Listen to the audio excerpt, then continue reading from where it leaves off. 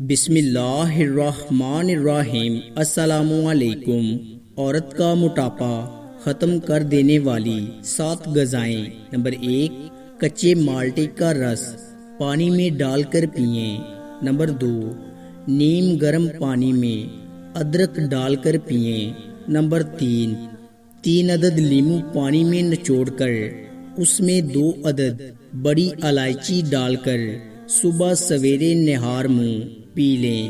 Number 4، موٹاپا کم کرنا چاہتے ہیں تو صبح اٹھ کر نیم گرم پانی کے 2 گلاس پینے کا معمول بنا لیں۔